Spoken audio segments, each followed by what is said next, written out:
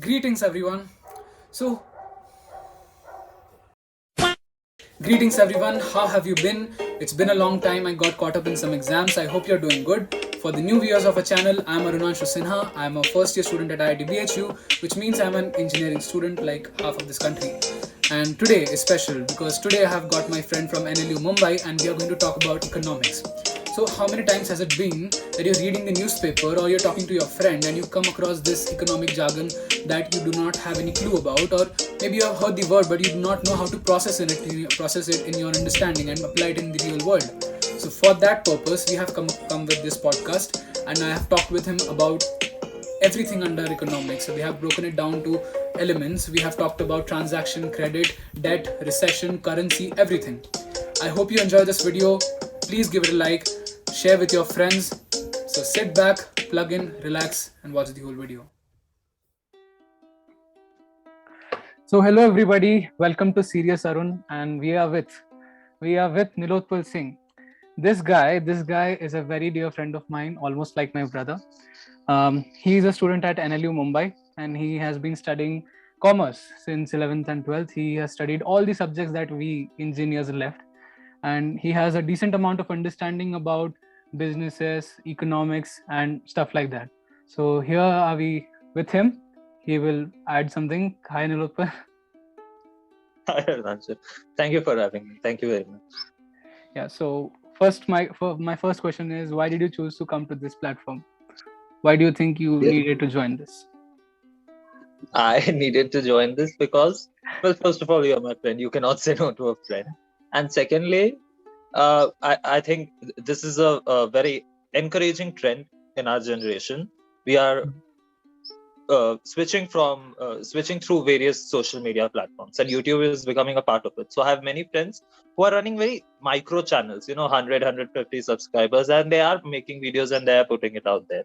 So I think that is some activity that you should encourage, because anything that develops communication and expression you should encourage, at least in our age group, that is. Appreciated. Thank you.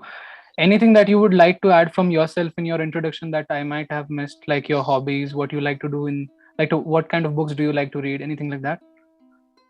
I just want my So audience I'm to get to know you better. a very typical law student. I read news 24/7. I read a lot of politics. I read a lot of history and uh, a lot about wars and battles and conflicts, and a very nerdish kind of guy. But I draw a lot, and I draw very Yeah, good. So that is why. yeah, I know that. Right. So basically, I and Nilotpal have these kind of conversations quite often, like on call. For like 2 years, we have been having such deep conversations. At least we think it's deep. So one day, just we decided that why not do it in front of the camera and have the viewers understand something. Maybe something you will get to learn from this. So the topic that we have chosen is economics for today. And my first question, since our topic is economics, let's try and define economics in its core, like what it is, like the textbook definition, the kind of definition you have in your mind to make yourself understand. First of all, definitions are very important. Usually, we brush aside the true meaning because it's very theoretical. Usually in other subjects, but economics, it's very simple. Economics is the science of redistribution of resources. Now, this is just one line. Now, the entire subject obviously lays over this line. So, the next line that you might add in the definition is that the resources on this planet are limited, but the needs are infinite. Even if you have one man on this planet, he will someday end up using everything that's on this planet. You don't need trillion people for that.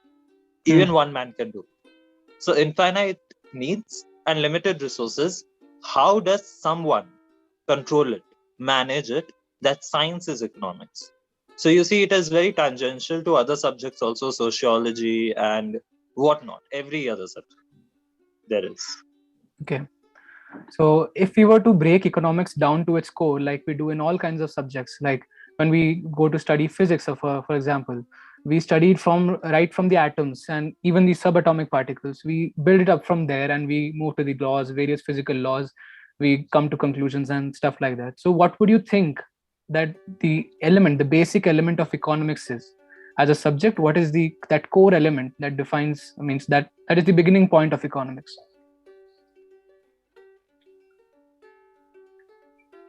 Human nature of accumulating resources, So I believe, basically, is sort of the point. transactions.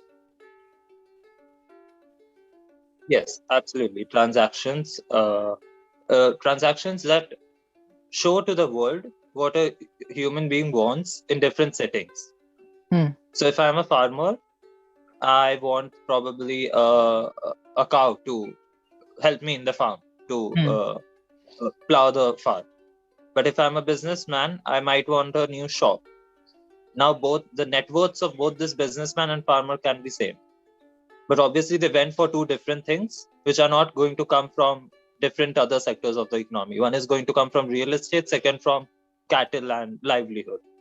So that's what economy manages. So basically, exchange of money, goods, any agreement, these kind of transactions are the basic element. Okay. Yes, at the operational front, I believe transactions are the fundamentals. But obviously now, as you expand into the different dimensions of the subject, I mean, policy making is going to be a separate one, because economics is how you express. Now, how you express is in terms of policies and different rules and different types of economies. So policy might be also a different core. It adds that human element to the subject. We need policies and rules and regulations to control human emotions. Yes.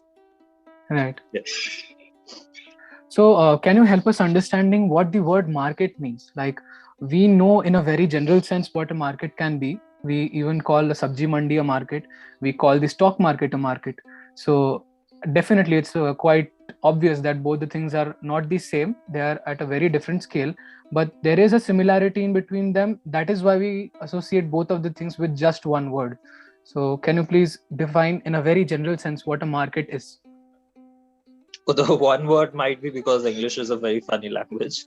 That might be one reason. But apart from that, market, simply speaking, is a location where the buyer and seller come at one place to for mutual exchange of goods, services, and monetary tools, instruments. So when you go to like you said, a sabji mandi, you go with the intention of buying vegetables and in return giving money. When you go to, well, let's say stock market, when you go there in terms of your online demat account, you go there to buy share and equity in return of money. So the purpose is defined and the buyer and seller both are involved. So these being the important terminologies that you should remember when it comes to market. It's a location, a common location, not necessarily geographical, obviously, because in terms of stock market, where are you going to go? Right. So if we try to draw an analogy, if a buyer and the seller are the actors, and the relationship that they're having is the transaction, so the market is the stage. Is that a right way to put it? Yes, that is right. The market is the stage, but an interesting thing would be probably students of theater, if you are watching this, maybe you'll correct us on this. But in theater, the stage doesn't usually define what the actors are doing. The actors define what the stage is showing. But in economics, there might be times that there are certain factors that are not in the control of actors, that is buyers and sellers. It is not even in control of the market, but it is in some invisible hand that we do not know of.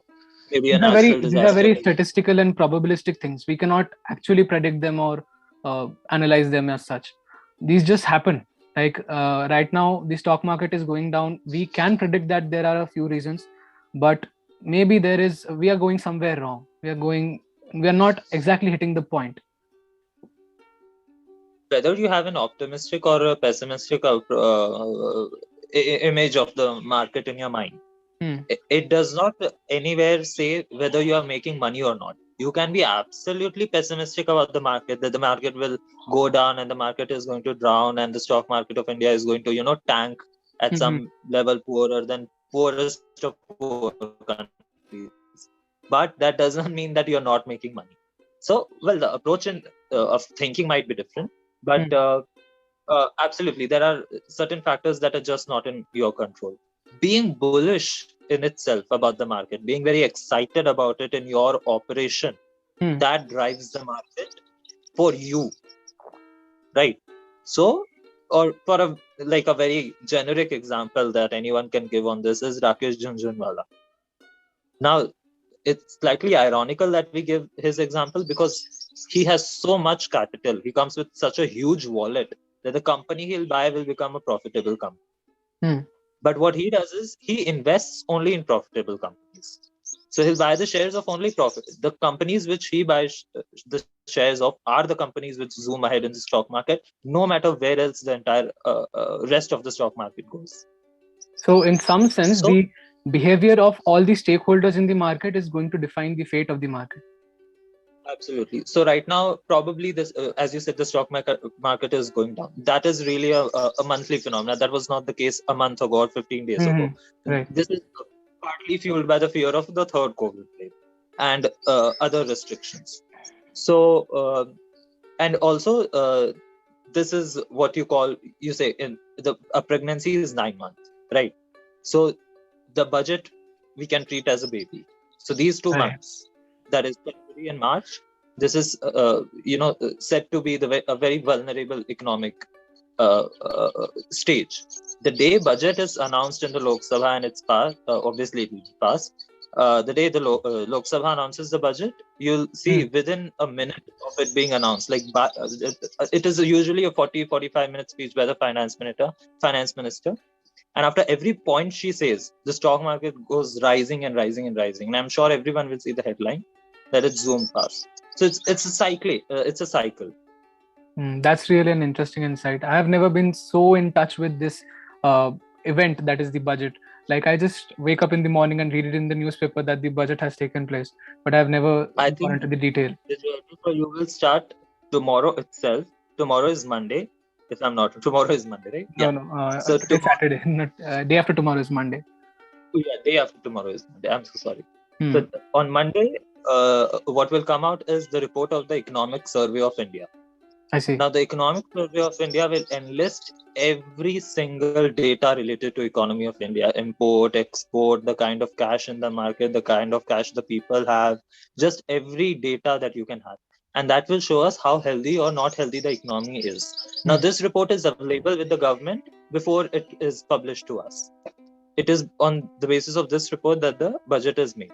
So, the report will hold a clue for what the budget holds for us. So the journey begins on Monday. Nice. Would you like to put some emphasis on the role that the central government and the central bank has to play in this whole scenario, the whole market as such? Well, yes. India is a democracy, and by democracy, we don't just refer to the political setup in our country. The economy itself is democratized. So people have elected leaders, people of India, and through elections. And these leaders are also handle over the responsibility of the economy itself. So in India, the economy is regulated by the central government. Now, this I'm saying because there are many countries where the economy is not regulated by the central government. For instance, Afghanistan right now. Afghanistan, first of all, does not have a economy, Yeah. so to say, because the sovereignty of the country has been pulled down. So coming back to India, I guess I think these terms might be a bit heavy for our viewers. Can you explain what sovereignty is? sovereignty is the power of state to decide for its own. Okay. Simply put. So if I'm an Indian and India is a sovereign country, then Pakistan will not tell me whether Kashmir is our part or not. No matter what issue it is, you cannot dictate your terms to a sovereign country. Okay. Yeah, you can continue. So yeah, coming back to the importance of central government in the economy. So the central government simply is entrusted with making policies for the economy, for shaping the demand and supply curve. Now, when it comes to the central bank is a very essential instrument for the central government to exercise its control over the economy through regulations and rules. Now, every major country has a central bank. And very often in policy making, it is this central bank which is far more powerful than the central government itself. But it so happens that in big democracies like India and United States and uh, other European sort of democracies, that uh, political influence is just too much for Yeah. economics to play out in its purest form in the central banks. So in India, the central bank is Reserve Bank of India, entrusted with handling the money supply of in the country, in the market, and taking care of the recession and taking care of inflation, and obviously a primary role being printing currency. Currency, yeah. Yeah, that gets me to this whole topic that printing currency is. Now, I am very particularly curious about this, about how the currency thing functions. Like, why, first of all, why do we have different currencies in the whole world? Why can't we have a single currency that can go around in the world? And why is there such parity in between currencies? Why is $1 equal to so and so rupees and etc.? You get the point what I'm asking. Absolutely. So uh, I'll start with the first sub question of yours. Hmm. Why do we have different currencies? Why not just one currency? Because life does not start with economics. A man does not born and ask for what he wants. He asks for what he needs. We build our economies and our countries and our nations and our governments and our communities on what we want. So India is a democratic country. We want democracy for all the 1.3 billion people living in this particular geographical area. Hmm. So we become a sovereign nation and now we have an economy. Right. Now what we want in India is not what people might want in United States. Forget about United States. We go 500 meters south or west or east or north of Hmm. our own borders. You will not find the same Same needs here. and Yeah. demands and the same resources. We So can that is relate why it we to have that every geography has different facilities of its own and they need something else, so everybody doesn't need the same thing. That's why there is. absolutely. Hmm. Now you cannot compare a resource-rich country like the United States Hmm. with an absolute, uh, you could Out of say, barren lands of uh, Africa. barren lands of. Well, Africa is very resource-rich in itself, but maybe the deserts of Arabia, which do not have oil Hmm. per se. So that might be one reason why we have different currencies. So currencies more tied to uh, the nations than it is to economics actually. Hmm. But as far as why do we need currency is concerned, because currency replaced barter system. Now barter system was exchange of goods. Yeah. Now you have a drawing and I have wheat. You want the wheat, I want drawing. So the matter is set. We'll exchange it. But how many times is this uh, Need going to luck arise. from God? Hmm. Yeah, this has to be a very lucky situation, right? Like We are not wheat is something that you would buy over and over again after months and months, but painting is very absolutely occasional. You just want to buy it once so that you can put it in your living room. precisely. And where are you going to store so much of it? Hmm. Because if you get into transactions, probably you Hmm. will acquire 100 tons of wheat every day. Where are Hmm. you going to store 100 tons of wheat, right? This Right. is for normal people like you and me. So these were various issues with the barter system, Hmm. and hence the this is like long back before Yeah, we yeah, shifted definitely. before barter and money, that is notes and coins. There were many things. There were Hmm. conch shells, something that could be commonly identified it throughout lands. Hmm. So that is why we shifted I guess to now current. immediately after barter, there were these sort, like, I would not call the coins as it is in today's date, but these were some sort of like medals or coins. I don't know, pieces of metal you can say, which used to How is be. metal? Hmm. Yeah, I think you as a student of mining would learn more about this, because Hmm. it really goes along with the evolution of metal. Which metal was popular in different phases? So Hmm. they started with maybe probably copper, bronze. Now Hmm. in rich countries, if you go to Europe, now many coins you will see. If you go to a European museum, you will see almost all coins are very expensive silver or just gold. Gold, yeah. But not the situation will not be same in African countries. They'll use cheap copper or zinc or whatever. Hmm. So it really depends on the amount of the type of metal you can afford to make currency. Correct. Coming to your obviously the more important question, why do we how does currency work? Hmm. specifically. See, a nation can print currency in proportion to the gold it holds. Now, gold is a benchmark, right? Currency is a huge ship, and gold is the anchor, which is anchored to the seabed of economy, global economy, Okay. right? There is no integrated economy in the globe, okay? But there is certain understanding of what you can do, what you cannot do.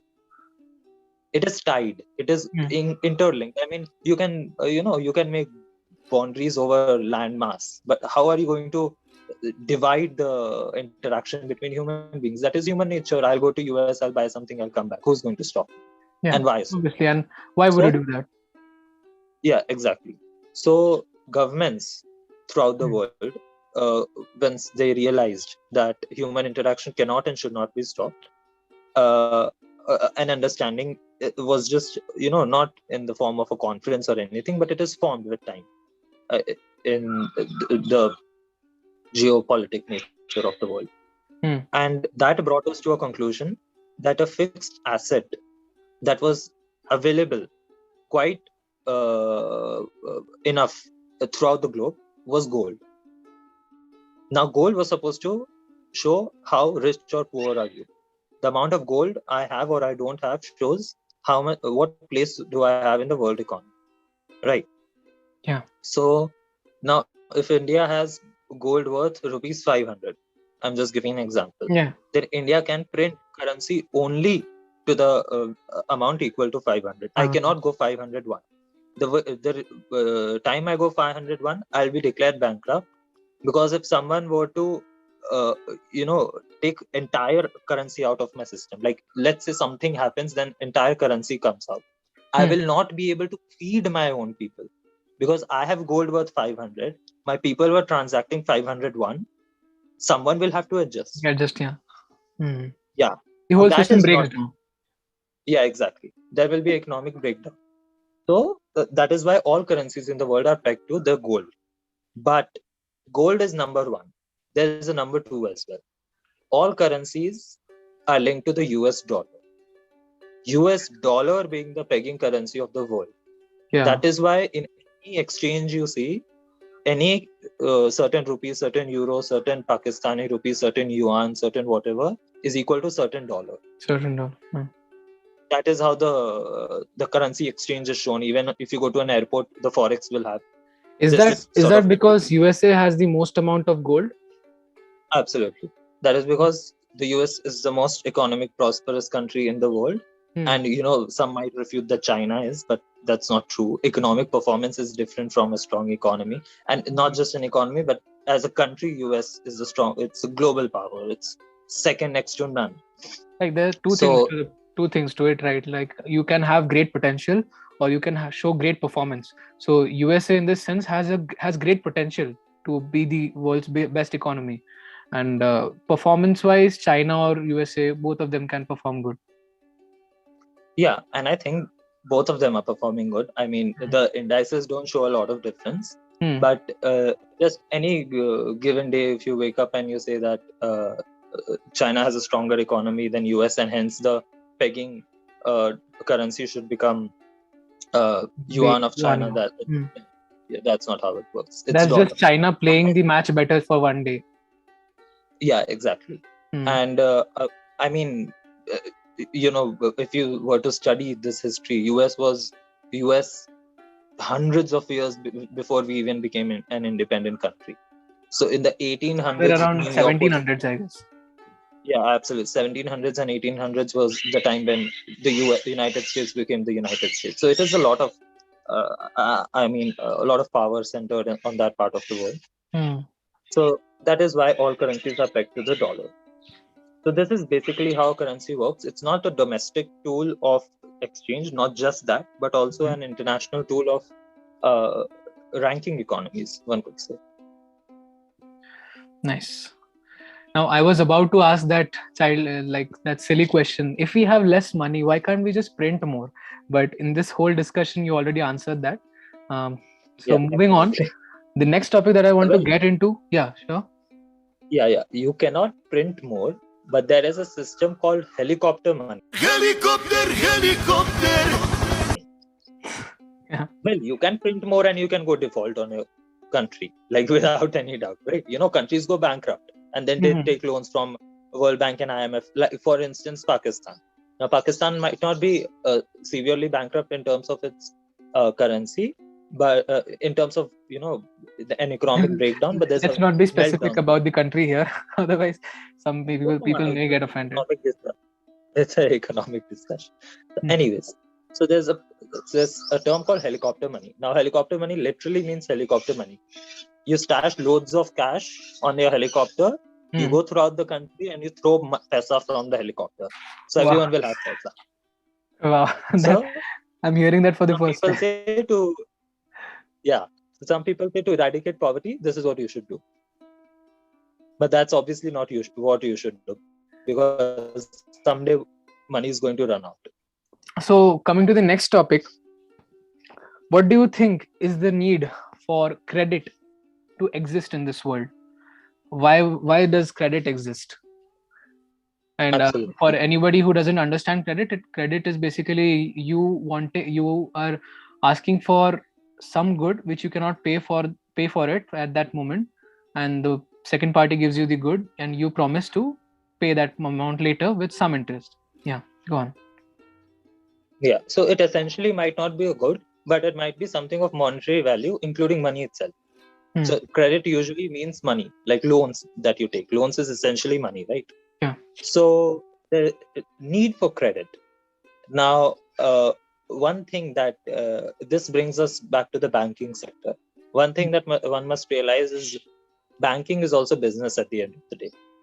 Banks are not, holy institutions like temple. They are making a lot of money Mhm. out of our transactions. Of course, they have Now, the operation reason, cost, everything. They have to pay their yeah, employees. yeah, yeah, absolutely. But at the essence, it's a business idea. So I'm trying to go to the business idea. Why did someone wake up some morning and think that I should make a bank? Like, I Mhm. should take money from somewhere and give money to different people. Why? Because you notice inequality in terms of what people hold. Hmm. But aspirations are the same. Kylie Jenner has a private jet and she wants to fly to Miami in her private jet. But so do Hmm. I, right? Now, I don't have resource. That's a different thing. She has, she does it. But the aspiration grew in both the human minds, right?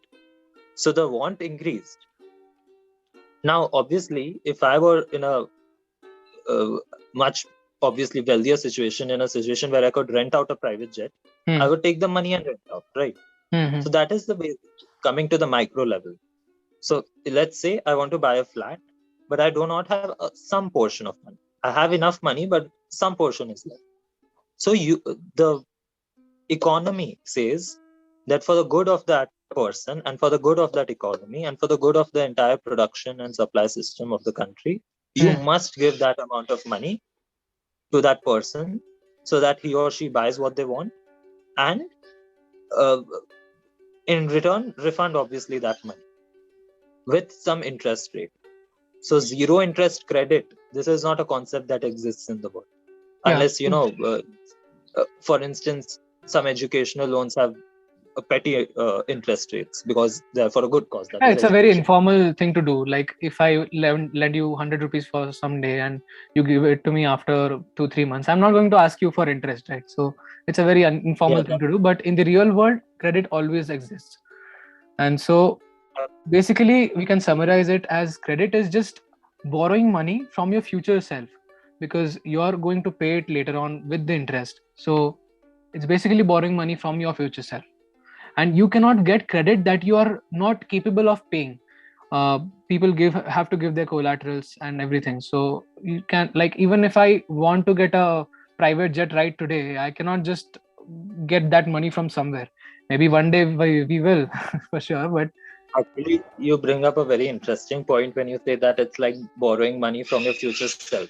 hmm, So when we learn personal finance, which hmm, I mean, whether you study economics or not, the audience, you hmm, will have to learn personal finance definitely. because you have money to manage. Now, keeping this in mind that you are borrowing money from your future self is very interesting point, because certainly ambitions are overshot at times with every human being. Like we are an I ambitious mean, race of. people are buying iPhones on EMI. Oh well, yes, EMI is well. I have very critical views of the system of EMI. especially in terms of electronic goods. But well, that's an entirely different And discussion. But you're right. But the next point that you say, that in return of collateral and in return of bank taking. So very interesting. I think I would say, if you go to you go to some bank, SBI or Axis or whatever, and you go for a house loan of 20 lakhs, they'll take 2 months to sanction your loan, and they'll do more checks on you than even God has done in your entire lifetime. They'll ask for everything. But compare it to how Vijay Mallya got a loan and ran away from the country. That is absolutely, there is no way that they had all that check and he got the loan legally. So anyways, that's an interesting story that where the bank can default, it defaults like anything. But where it can be stringent, it has all its ways to be stringent. obviously, we have PNB, so we cannot say that banks function in a very ethical system. Absolutely. The banking system is a bureaucratic mess, and it is often exploited by industrialists because it's, I said that banks are business, but at the as far as regulation are concerned, it cannot be treated like in business because it's so intrinsically, buried in the society. You wipe out 2 banks of this country, and India will see recession like it's not seen ever in its history. So, to some level, you have to regulate it like a responsible organization. Interesting. Now, since you mentioned about personal finance, I think one more part of personal finance that everybody should understand and they do not understand enough is inflation. Like, we have all heard the word inflation. We know that the prices of goods go up by some amount, but what exactly is inflation, and why is inflation even there? Like, why do I have to pay more money for the same thing that I bought a year ago for a lesser price? Coming back to the statement with which we started this episode, resources are limited, demands are infinite. Demands are increasing. You are, you are birthing one Australia every weekend. So the resources are coming down, and if resources are coming down, obviously there has to be something that will go into the production process that will make it costlier. The good will be costlier. So that is basically inflation. Because let's say you had you purchased a pen for 25 paise. Like your father purchased a pen for 25 paise as a child, and you're buying it for 5 rupees. That is because ink has come down. That is because plastic has come down. That is because all the we have like improved the machinery that makes those pens. Yeah, that might, but well, ultimately the cost increased, right? So the machinery, interesting point. So what the machinery has done in that sense is it has increased volume of production. But by increase of volume of production, there is a simultaneous, again going back to the same point, increase in population. So there's more demand, there's more supply. More supply, yeah. And the cost got higher, right? So the cost was not related to demand and supply in this case, at least. And there are other factors for inflation as well. Various factors. There is something called the cartel system. So what businesses do is that, So businesses, what they do is they accumulate what they have produced and they release it in batches in the market, so as to create a scarcity of supply. Now, let's say I open a shop and I keep 10 pens on the counter, and there are 20 people to buy it. So obviously I can sell it at a higher cost because I'll show that I just have 10. Now you 20 people have to fight for the prices, and next day I release 10, 10, 10. So I mean, these are some unfair means why inflation happens, and this the government cracks down on this like anything. But there are other reasons also why inflation might happen. Like, I have one memory, I guess about 2-3 years or maybe 4 years ago, when the onion prices got shot up like really high. We are getting 1 kilo of onion for 100-120, and later they found out that a major stock of onion in our country was stored in some godown or something. Absolutely. And that this is very well in agriculture. The 2 reasons why inflation occurs is, first, natural disasters that destroy the crop, and second being the cartel system. And another industry where cartel plays a very detrimental role in the progress of the industry is infrastructure. So the Hmm. steel and cement companies form cartels because they're very powerful. Like, we don't usually hear of these products, Hmm. but these run our economies literally. And when they form cartels, it becomes very you know tough for the real estate infrastructure and government essentially Hmm. to make infrastructure. So like India is making highways at a very fast rate, like at a rate which no other country has ever in the history made. Hmm. So what is one thing that is slowing probably down the process slightly is that the Hmm. steel and cement companies are forming cartels and they are blocking the supply so as to Hmm. extract profit out of it. This is one thing that you'll hear often from the Minister for Highway and Transport, that is Mr. Nitin Gadkari. So he Hmm. always says this. I think we covered almost everything that is there to be discussed in the topic of economics. I guess recession is one thing that we are currently going through, we are living through, and ladies and gentlemen, we are part of history. When you grow up, we'll have stories to tell to our grandchildren. So every recession is of very different kind. The COVID recession is not of the same kind as it was in 2008 or even before that. Any insight that you would like to share about recession that the normal public wouldn't know? So two types of problems exist in any field, even in engineering and making a machine or making an economy. Hmm. First problem is a cyclic error or a problem, and second is structural error. Hmm. What the global economy saw in 2008 crisis, global crisis that was triggered by the stock market fall off Hmm. in the United States, or the other economic crises in the past. Those were structural uh, crises. There was something, some rules, some laws, some Hmm. policies that were structurally flawed uh, when seen in comparison to the contemporary uh, problems.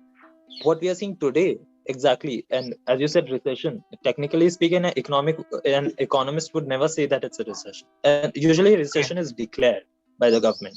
So Hmm. someday the prime minister will come on live TV and they'll say that our country is officially in recession now. So that is not something that has happened. There's an economy lull. Hmm. You might even say that there's negative progress, which is again not the case technically speaking. But what we are going through right now might be cyclic recession. You can say that the cycle started much before COVID began in India, because there were various economic factors that were dipping in. Hmm. For instance, employment is one parameter that you might take. Employment is dipping, and just the poverty rates are increasing in the country, and COVID-19 accelerated that. So what has happened right now is, in India, if I were to explain diagrammatically, Hmm. this was a point, right? Now Indian economy was going like this, it was depreciating. Now COVID came and it became like this, it went even further down. Hmm. Now what we are doing is, we are trying to go up there to where we were before the COVID-19 hit, which was also low. Hmm. Now we'll increase from here, and then we'll again have to go through the process. So if you see, what I made with a finger was, Hmm. could you figure it out? It was an 8. Yeah. So Yeah. Yeah. this, then this, then this, then this, and then again it will have to go one circle before going up again. So there's a cycle going on, right? So diagrammatically, that is what is happening. And what we see right now is absolutely a cyclic recession. I don't think a country like India can ever go in a domestic recession as such, unless the government screws up very bad.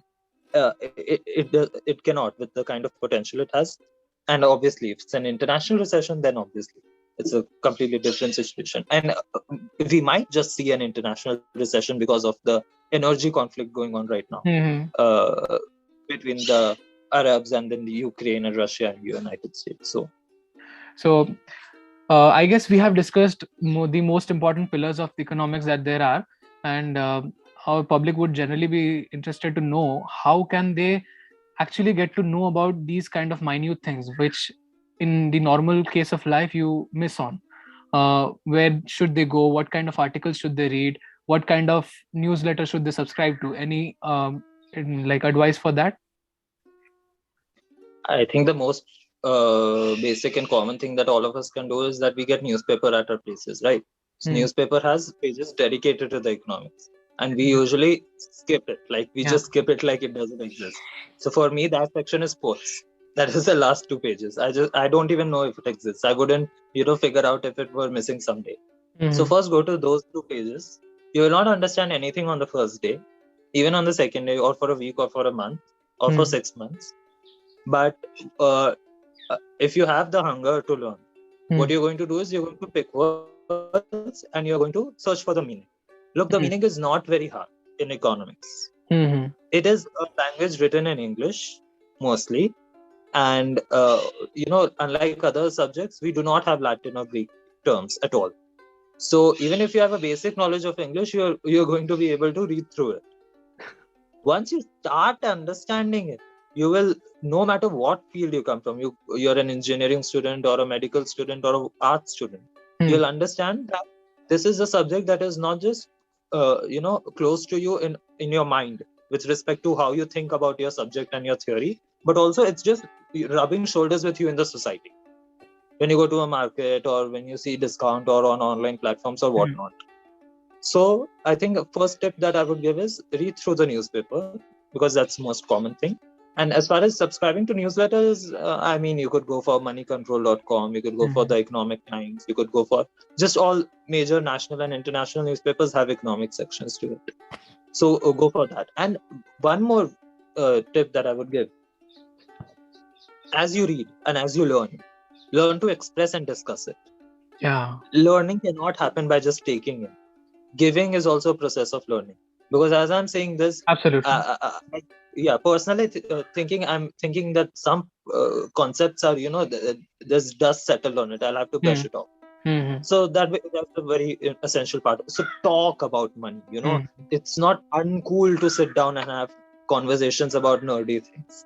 It is Actually, what what will what ultimately. happens is people think that if I want to ever learn a new skill or gather new kind of knowledge, which is apart from what I usually do, I need to separate time from my schedule. I need to devote separate sessions out of my schedule. Like I will devote 2 hours, 1 hour for learning anything. So that is actually not the case. If you just be present in what is happening around you, if you talk to your mates, if you talk to your comrades about what things you're seeing in the world, like even like what we are doing, we are not even experts, we are not any highly qualified people. We are just two teenagers sitting in our rooms in amidst of the COVID-19, and we just have enough time that we can think about these kind of stuff. So this is what you can do to actually reflect on what you have learned. So talk to your friends. Now coming to what the question that I'm having since last 2 years is that, see, in Indian society we have always heard this notion that if you want to ever get successful in life, then choose science in your after your 10th standard, get good grades in your 10th standard and choose science, then become an engineer or a doctor. And apparently those are the only two choices according to most people that you can have a good life in. But my friend, he chose commerce in his 11th standard, and he chose that very proudly. He did not have to he did not have that kind of a mindset that if I don't get science, then I'll choose commerce. He chose commerce because he wanted to choose commerce. And I would like you to reflect why you did that. And also, maybe if some 10th graders are watching this, also tell them what are the alternate career paths that you can go into after pursuing commerce in 11th. So, like, coming back to the reason why as you said, I proudly chose commerce. Thank you for that. So, the reason why, well, I could have chosen science easily in the college that I wanted to study in. Yeah, absolutely. I But know the that. reason, yeah, the major reason why I studied commerce is, I should honestly admit it, because I did not want to study science. So, what this tells us is that commerce is a successful alternative. Mm. At least start with this. So the perception is so negative right now that a successful alternative seems to be a positive base to start up on, right? We'll talk about a successful career in maybe 5 years or 10 years. Mm. So it proved fruitful for me, Mm. because what it does is that it is so interesting that with a little bit of discipline and a little bit of hunger in you and creativity, you can fall in love with all subjects that commerce gives you: business studies and accounts and economics, and every single subject, that finance and whatever. Mm.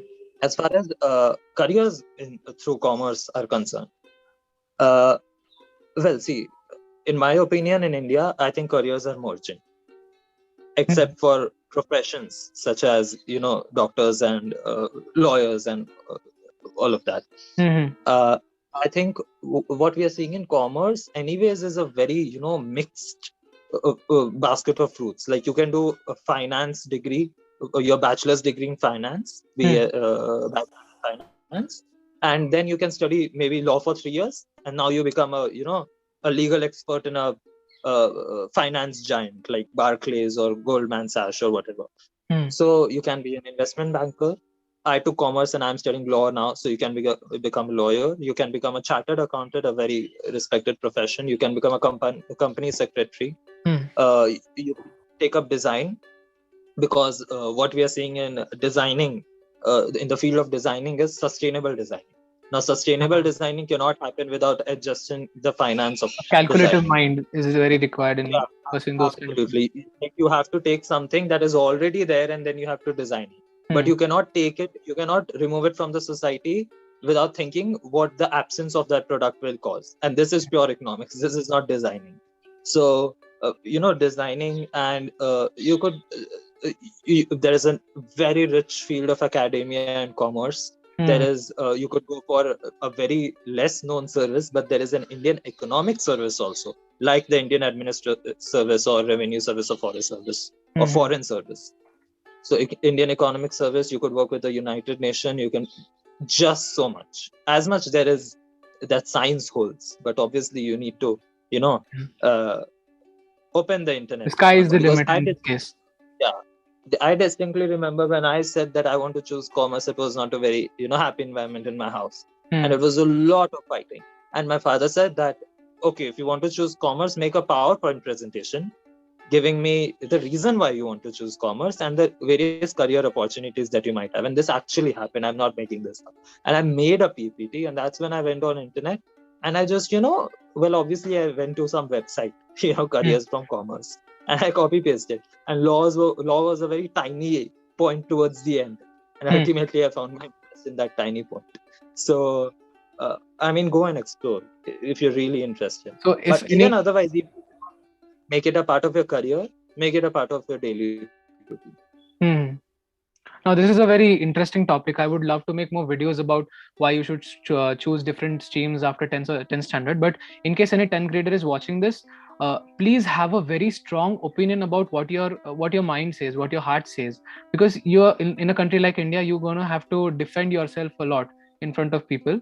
I'm not saying that it is necessary, but even when the closed ones ask you, why did you choose this? Why did you do that? You must have that single line that should justify your choice, and it will eventually lead to a peaceful life. If like as Nilotpal is right now very settled in his own world, like he is pursuing law, everybody is fine with it in his family. But if it was not the case, there might be relatives poking him all the time. It might not be a very easy journey. So it's very important that at least the closed ones around you must have that conviction with yourself that what you're doing is for the benefit of you and your family in totality. So that is it. I guess we are done. We have covered everything from the basics, like from transactions, from the market. We have discussed phenomenons like recession. I guess that is all we can offer to you right now. And it was lovely talking to you, Nilotpal. Thank you so much for the time that you took out from your schedule. That's it. Likewise. See ya.